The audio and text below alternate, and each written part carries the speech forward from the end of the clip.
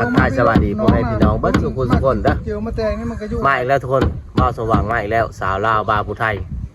วันนี้มาดำหน้าซอยเซียวขึ้นมาจะดำหน้าเลยเชื่อละวนอยู่มาพ่อแม่พี่น้องกินข้าวอยู่ไฮอยู่หน้าวันนี้บรรยากาศดีท่ามกลางสายฝน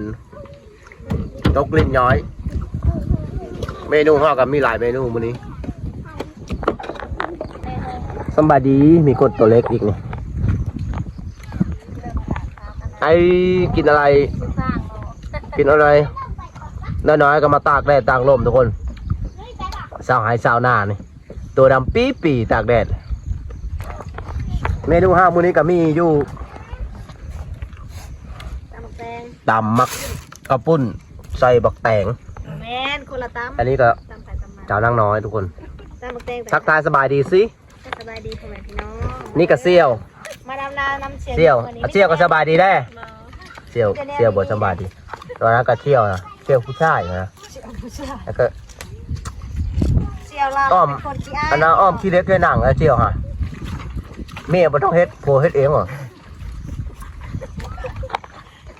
หน้าบ้านสว่างแล้วบอลหนึ่งแล้วบอลที่สองเราเป็นยังบ่มีน้ำทุกคนโอ้จะมาทางนี้ได้หมดทั้งหมดบรรยากาศท้องไร่ท้องนา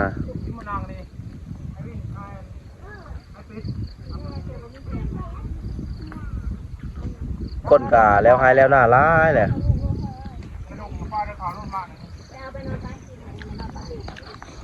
วิถีชีวิตบ้านนอกบ้านหน้าห้าวเนาะ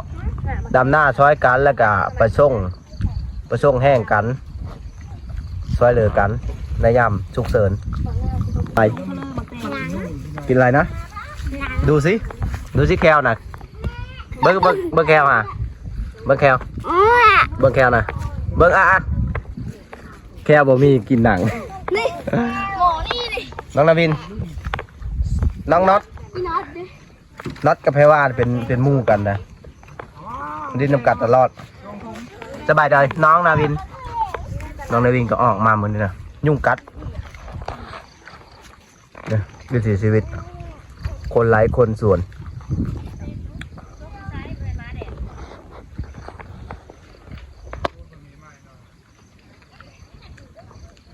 ลูกกับ4-5 คน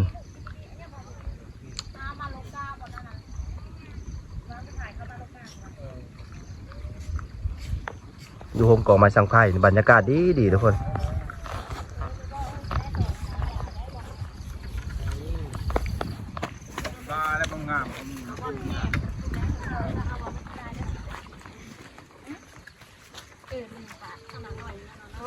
กินมีแอร์มีอายจะได้เชลกันบักแตงทุกคนหอมหนังเลยคุณแต่บักแตงบ้านสมหวังปลูกเองอยู่ในไฮนะทุกคนดูสวนเป็นเลยนะ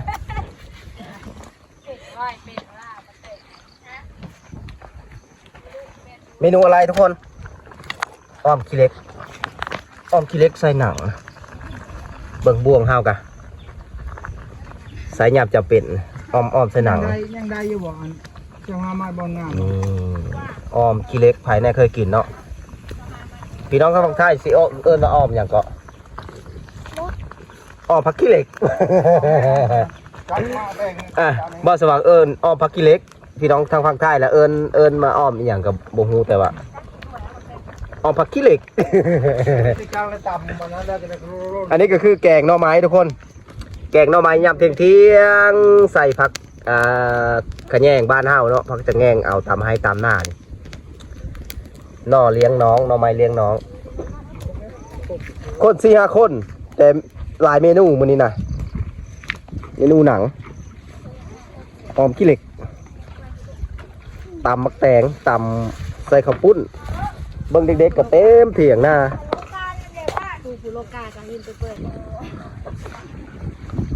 นี่มีไอ้น้องมาโลกาซอยไอ้น้องมาโลกาซอย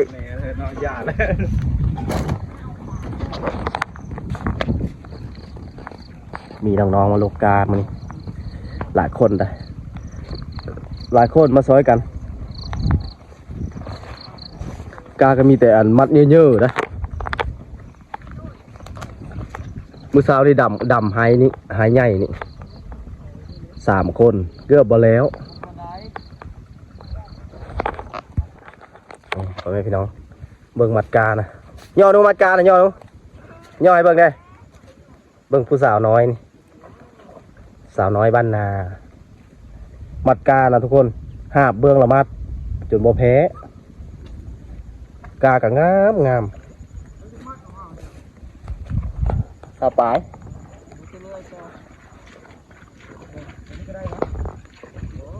ก็มันน้ำก้อนมันก้อนน้ำโป้ยโอ้แม่นคนละง่ามกายเนาะจะโอ้ปัดเด็ดเลยว่ะมันน่าจะเด็ดแล้วกาชิ้นชาชิ้นชงโลเด้อ โอ้เขาเอิ้นเสียเดียว ชิ้นชงโล ขากอกาชิ้น2 โลอ่ะไหนหยอกล้อกันไปนำทุกคนสาวหลายสาวหน้าเฮา มัน5,000อันบอลเชื่อนี่จะคือหลวงปู่ตัวไหน เบิ่งมัดการทุกคนไอ้ใหญ่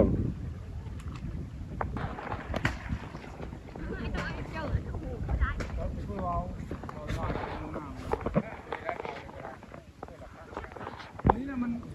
ก็มันไม่เพื่อก้อนนี่นะ จักแต่บ้านเลยแต่บ้านเลย ฮะมีแต่งามลูกค้าก็ตัวนั้นไหน5,000อันนั้นจืดเนาะข้างหลังเห็นเนาะ เบิ่งพ่อแม่พี่น้อง ไปนั่งกี่ที เพิ่นมาลกกาลกบุง นกเลยนะเอ้ยนกเต็มหืดแล้ว หลายคนแล้วบัดนี้ ปากออกมาเลยไม่ได้นกนะ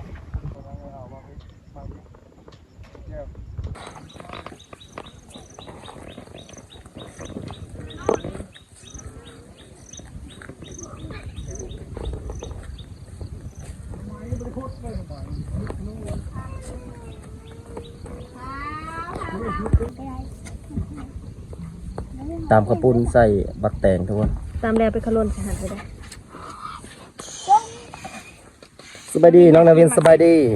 น้องนาวินก็ไปดำให้ดำหน้ารถตาโกนกอกวอก เอาตัวน้อยนี่เอาตัวน้อยอนุใช่ว่าอยากกินหมาสีแดงเด็กสักเกลือขนาดเขาหุบไว้หัน เด็กกับแพ่ว่ากับบ่ได้กินขนมกับลายมือเลยอยู่หายอยู่หน้านี่ มาเจ้ามาแตงนี่ หิวข้าวแล้วทั้งนี้ จะได้มีตำบ่ มาทุกคนขอโทษขออภัยเด้อมือกระดำให้ดำหน้าเจ้าให้ซะโอ้เมจะโอ้เม หัวแม่สูลาบแม่สูน้ำน้ำกินน้ำ ตำบักแตงใส่ข้าวปุ้นทุกคนมาเด้อมาแซ่บๆน้ำกันอยู่หายอยู่หน้าคือเก่ามาแซ่บๆน้ำเบาสว่างเบาสว่างก็บ่ได้ออกคลิปกับหลายมื้อหลายวันเลยเนื่องจากไปหาดำหน้าซอยมุง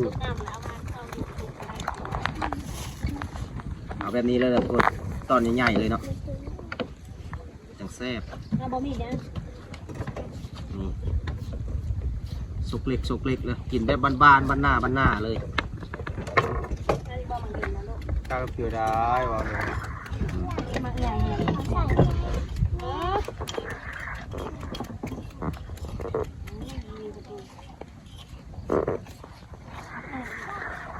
ฮะ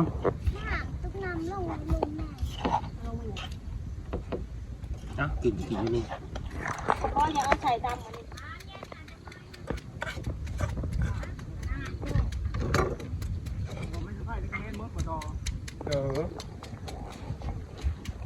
เอาโชดเป้งกับหน้าน้ำบ่อมันบ่เปลี่ยน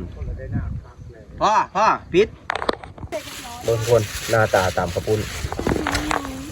ซิมตะบัง จะแซ่บอ่ะมาทุกคนซิมก็ได้ทำไมหิวข้าวได้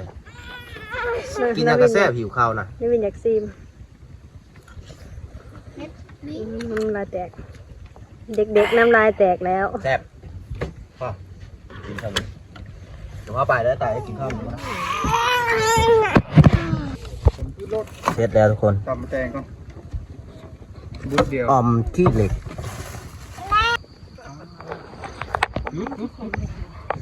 มาแล้วทุกคน อันเล็กได้ กินข้าว ผมนั้นน่ะบริหิตน้ำเลย หนังพร้อมหน้าพร้อมตาเลยทุกคนมาแซ่บๆแล้วกันมื้อนี้ ตำประเทศตำแบบเร็วๆเลยนะ โอ้เบิ่งข้าวกินน้ำได้ทุกคนเลย มาเด้อทุกคนเด้อตามกับพวก ตำข้าวปุ้นแล้วก็ออบขี้เหล็ก เขาวางให้ลูกนะ แกงหน่อไม้ยังบ่ทันสุกกินก้อนหิวข้าว อย่าเผากินนะ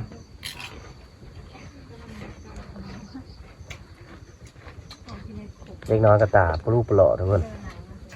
เนี่ยหนังหลายอ่ะ ตอนสนามมือกองไปกินก็ยากไอ้ผีตา แล้ววินสิกินหยังนะวินนะ บ่าก็ บุกทางการเลยป่ะ ยังยืดเชือกในบ่ายังบ่ ยังอยู่ตาราง ยังบ่ชุกผิดขายยังโคนบ่ ชุกเยอะชุกแล้ว